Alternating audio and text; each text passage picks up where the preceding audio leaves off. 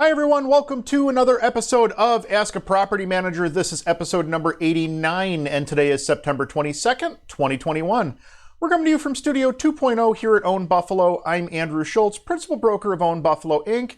And on today's show, we're going to be talking about a landlord that is requiring the COVID vaccine in order to rent from them. We'll talk about what happens when you don't pay a contractor. We'll take a look at some questions from housing providers around the country and so much more. And before we jump into all of that, we're obviously going to go ahead and plug our social media. New episodes of Ask a Property Manager every Wednesday morning, 10 a.m. Eastern, live on our Facebook page. You can catch the replay the same day on Facebook as well as on our YouTube page. Don't forget to check out our Instagram. We post content there that doesn't make it to the other two platforms. And last but not least, don't forget about the new episode of the Rent Prep for Landlords podcast. That goes ahead, that drops tomorrow on Thursday. And in this week's episode, we're taking a look at what a landlord should do for a tenant versus neighbor dispute. If anything, we consider renting to someone who wants to run a dog breeding business from their home. And we talk about an unwanted house guest that gets stuck inside of a rental property, literally. You don't want to miss that one. It's pretty funny. Don't miss that episode. New episodes of the Rent Prep for Landlords podcast drop every other Thursday. New episode drops tomorrow, anywhere podcasts are heard, or over at rentprep.com/podcast. We're going to go ahead and jump into our news of the day here. We've got quite a bit of an article here. This one comes from MSN. Let me see if I can bump the size up on the text here a little bit. This is a pretty lengthy article, but I wanted to talk about it because honestly, I think it's a pretty interesting take on the situation, and I'm interested to see what other people think. Florida landlord says tenants must get COVID-19 vaccine or move out. This is published 5 days ago, so this would be very recent. If you're not vaccinated for COVID-19, you can forget about moving into any of 8 apartment complexes in Broward and Miami-Dade counties owned by Santiago A. Alvarez and his family. If you're still unvaccinated, when it comes time to renew your lease, you'll have to find somewhere else to live. Alvarez, who controls 1,200 units in the 2 counties, is the first large-scale landlord known to national housing experts to impose a vaccine requirement not only for employees, but also for tenants.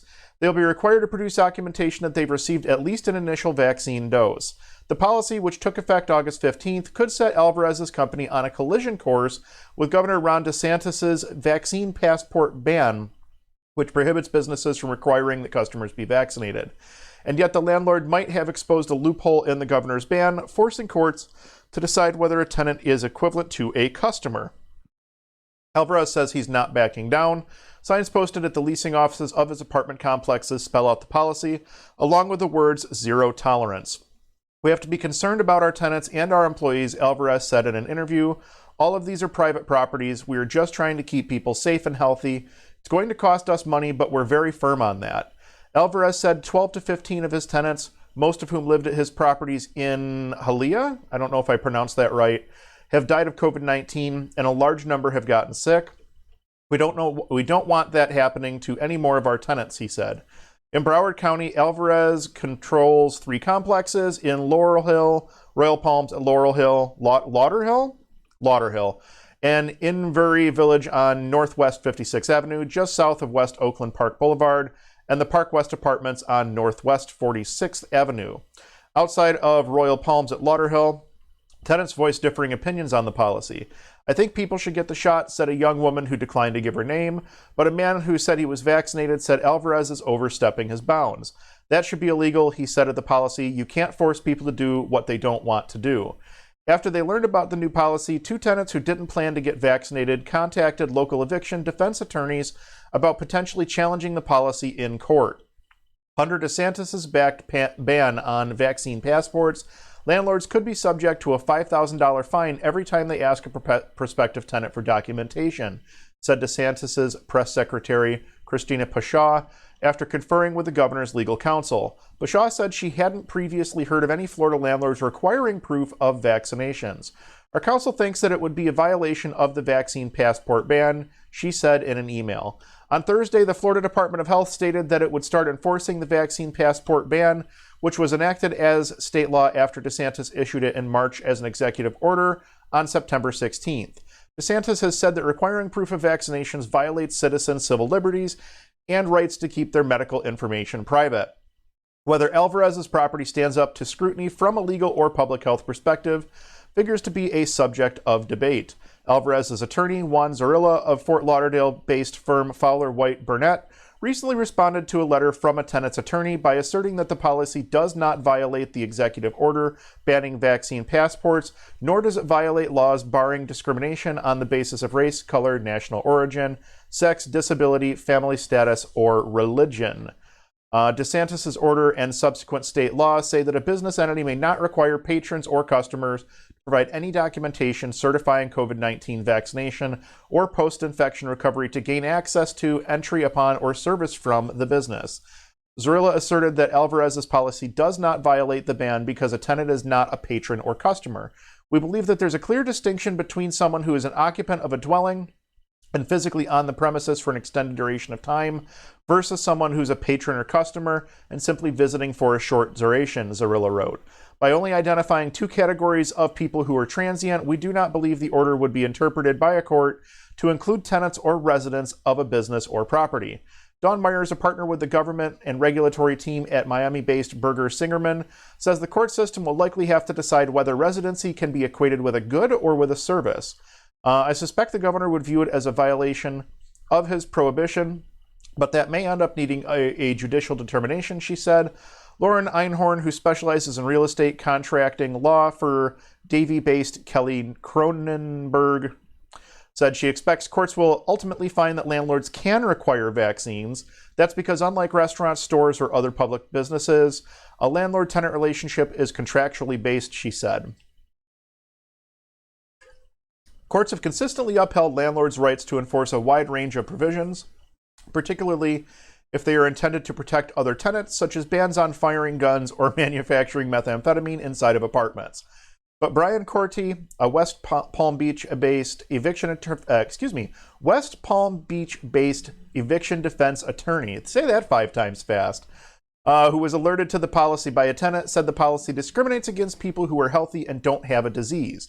That's ironic, he said, considering that Americans with Disabilities Act would likely bar a landlord from refusing to rent to someone infected with COVID-19. Cordy and Alvarez said Alvarez's policy reminds him of businesses that refused to serve gay men in the 80s and 90s because they suspected all could be carrying the HIV/AIDS.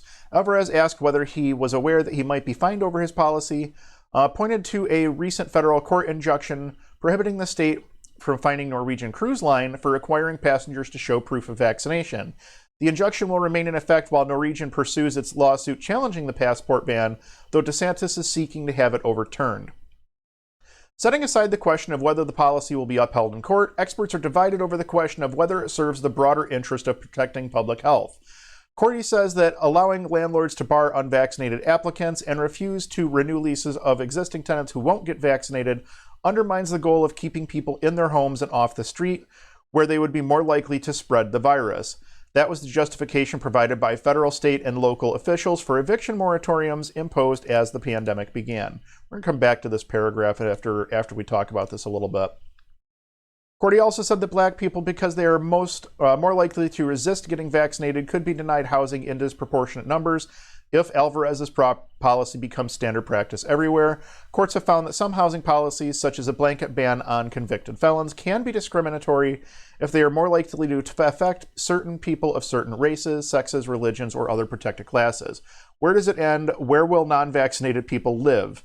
Dawn Dworkin, president and CEO of the National Housing Conference, a nonprofit organization that promotes affordable housing, said that Alvarez's policy is the first and hopefully the last of its kind that he's hearing about. When requiring vaccines for employment, there's a broad agreement that it serves the health and safety of workers. But in the case of people's homes, when the rise of the Delta variant requires people to both work from home and stay at home more, putting people at risk of losing their home or doubling up with others becoming homeless is not a responsible public health approach. A more effective tool would be to strictly enforce masking and social distancing in common areas of apartment complexes. Threatening people's homes, he said, just seems cruel and ineffective. Alvarez said masks are required in common areas at his properties. An official of the National Multifamily Housing Council, a trade organization of large and mid-sized apartment complex owners, say that they know of no other large landlord with a similar policy.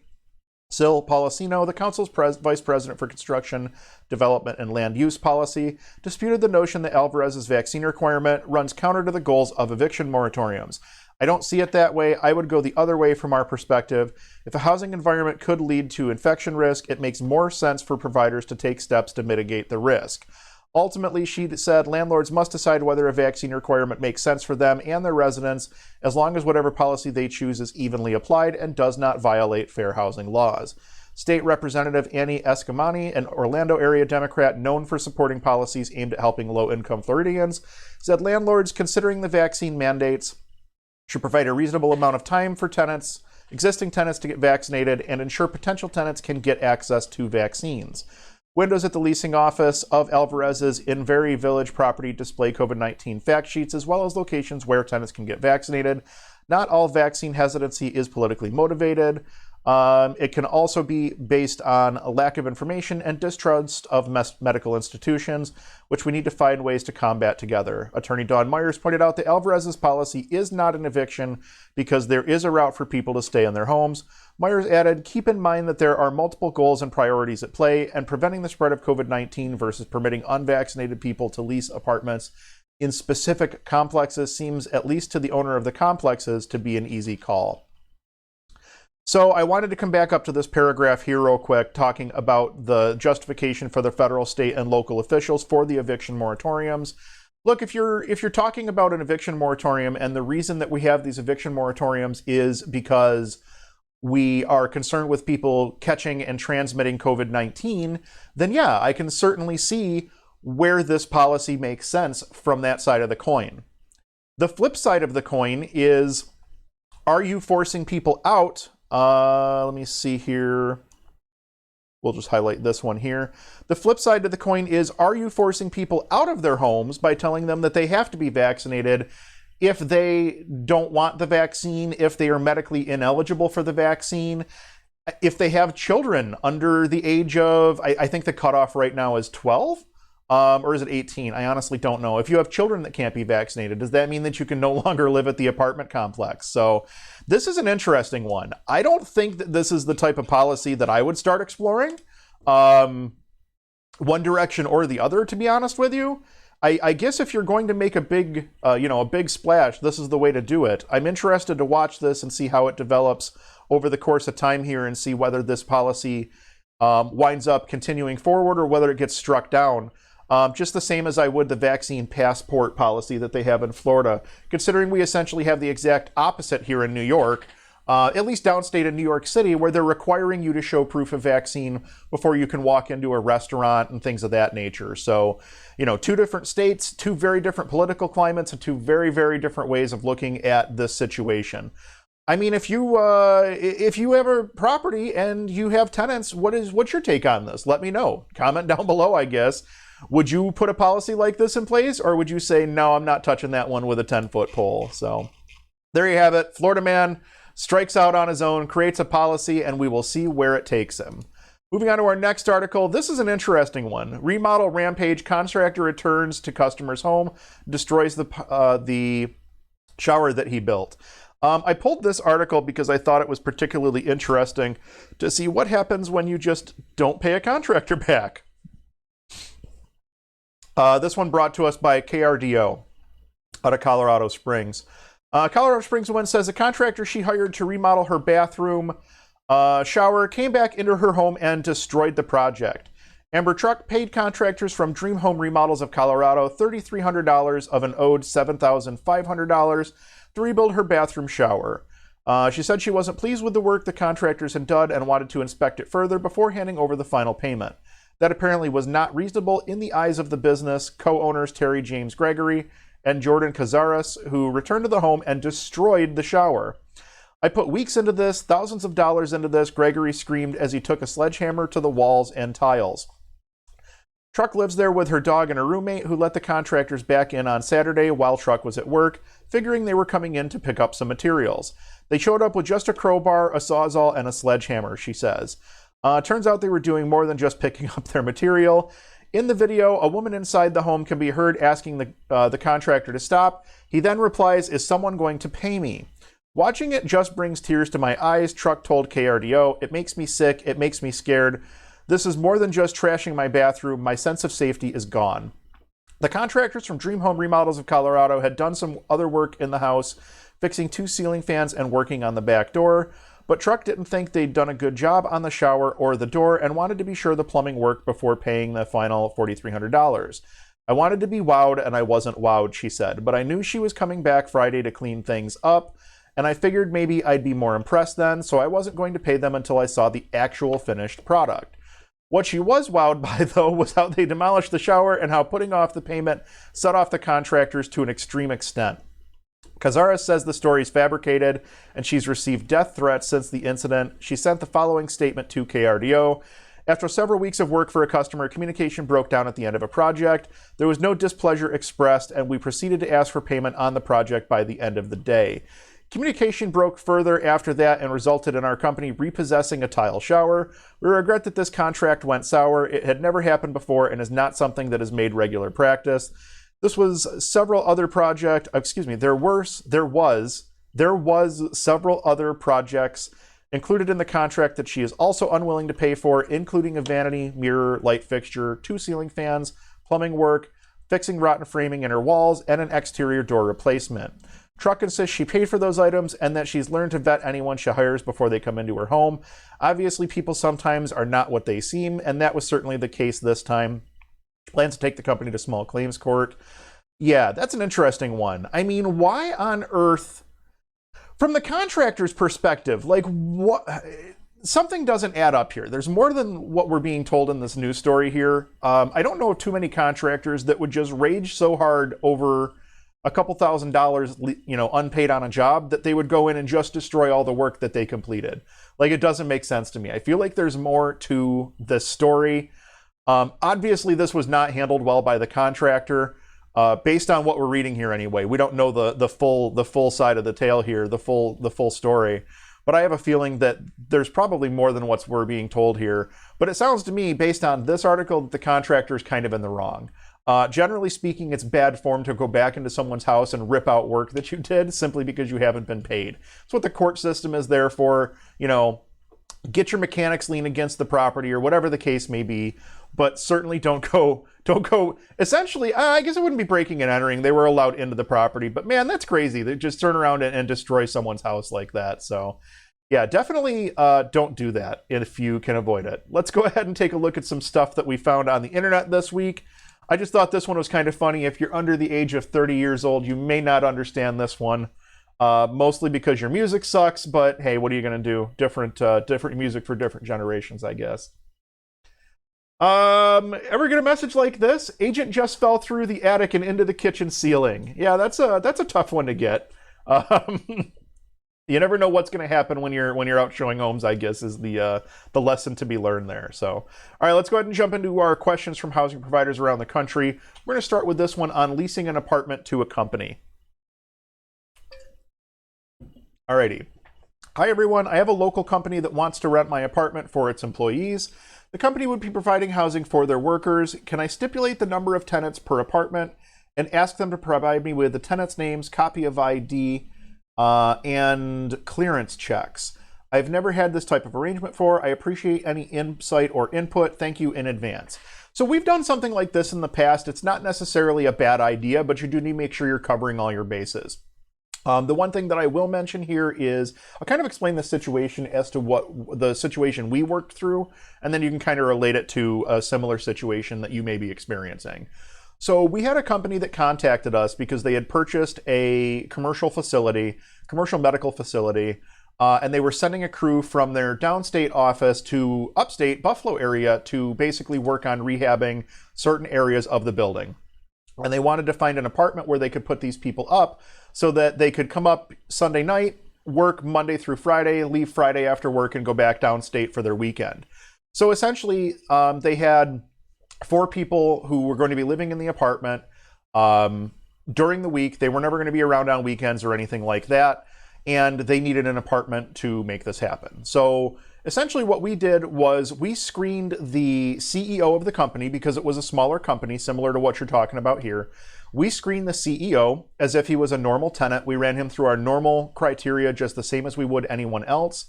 What we did was we put the lease in the company's name, and we made the CEO a personal guarantor on the lease, which he was willing to do. CEO passed all of our, all of our income requirements, passed all of our written criteria, no problem. So he signed off on the lease as the CEO and then also as the guarantor, him personally. So that's how we ended up dealing with the actual lease itself. What we did for the occupants was we had all of them fill out rental applications as well, supply us with a copy of their ID, and we did credit and background checks on them. We did not do income verification because we had the income from the CEO of the company, obviously. So we didn't worry so much about that. We were more just concerned with knowing who was in the building, who was living there, and things of that nature. What we did was, when obviously staffing changes over the course of time, some people, were there the entire project. Other people were there for part of it, and then somebody new would swap in. Essentially what we would do is just have the new person do an application. They would pay their credit and background check fee. They would, we would add them onto the lease via addendum as an occupant, and then we would remove the person who had moved out via the same addendum, essentially. So it was a little bit more paperwork intensive, but the company was very good about making sure that we always knew who was staying at the property, and that was stipulated in their lease, that they had to notify us within 24 hours when someone was, maybe it wasn't 24, maybe it was a little bit longer than that, when someone had moved out, and they had to notify us prior to someone new moving in. It worked really, really well. They also, I will mention that they also required us to get the apartment. It was basically a corporate rental. They required us to get the place furnished and include all the utilities, include the appliances, et cetera, which we did, and charged them a premium on top of. So that actually worked out really well. It was more profitable for us. Was it a little bit more work? Yes, but we were making more on a monthly basis. It was actually a more profitable unit on a monthly basis because of the furniture rental and because of the utilities being included and things of that nature. So, it's not only is it not a bad idea, it might actually be a very, very good idea. These tend to be very, very stable relationships. One thing I will mention is that if you're dealing with a local or regional company, you're probably going to want to get some sort of a guarantor like we did in this instance.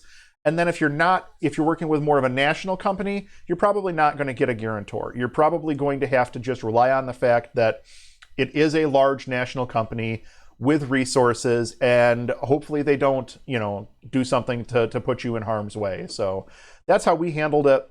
I think that these are generally a good idea, and I think it's a good way to accelerate your rental business, if you will, if you can find some corporate rentals. On to our next question. Who cleans the windows? Tenants are asking for us as the owner to pay for exterior window cleaning. We have had various tenants in the apartment since 2002, and no one has ever requested this. We clean windows inside and out, as well as the entire house and yard between every tenant. If there is condensation in between the glass, we replace it immediately. We always have new screens on as well. We are neat freaks, so the house is spotless when tenants move in. It's a single level home. Is this something a standard that a landlord would pay for? When I was a renter myself, I never requested it. I cleaned my own windows. I will clarify, I went in and read a little bit further. This person did not move in 2002. They've had several tenants since 2002, and they always make sure that the place is spotless between tenants. So this is a tenant responsible item by the sounds of things, but it needs to be stipulated in your lease who's responsible for taking care of things like this. In this instance, with it being a single-story home, the windows can likely be cleaned from outside at ground level. Or they may be tip-in style windows where you've got the two tabs and the window tips towards you. That might be a situation where the tenant should be responsible for the exterior windows of the property. I will mention that we don't require tenants to be responsible for the exterior of windows in our properties where or like an older wooden sash where it doesn't tip, or if they're in like a second floor apartment or something like that. At that point, we don't require them to handle the exterior of the windows. We take care of it between tenancies. But if a tenant does want a window cleaned during their tenancy, basically we're trying to avoid having tenants on ladders. So what we'll do is we'll recommend, switch to desktop mode, we'll recommend a product like this that attaches to the back of a hose. The hose attaches to the back of it, and then you just spray the window. Yeah, you can see the little video clip here. You just spray the window essentially, and it just cleans the window and you go that route. That's probably the easiest way to handle a situation like that if a tenant requests it during a tenancy. But that's probably how what I would recommend would be tell the tenant, get something like that and clean the windows themselves. We only do it between tenancies. If tenants want it done in between tenancies, that would be the route to go. If it's not a tip-in style window, tell them to get a bottle of that stuff and spray the windows using the outside hose or whatever the case may be. But we don't require tenants to clean the outside of windows if it's not a tip-in style window. That's something that we handle on our end, simply because we don't want tenants up on ladders or something along those lines. On to our third and final question. Understanding source of income laws. Hello, fellow landlords. Rhode Island approved adding source of income to be classified as housing discrimination. However, it's not applicable to owner-occupied dwellings of 3 units or less. Is this happening in your area, and what are your thoughts? I'm going to preface this by saying I'm not an attorney, and you should certainly be talking to your attorney for anything related to tenant screening criteria. I think what you're talking about here is the Mrs. Murphy exemption, which is anything 4 units or less that is owner-occupied. You're not required to follow the fair housing guidelines.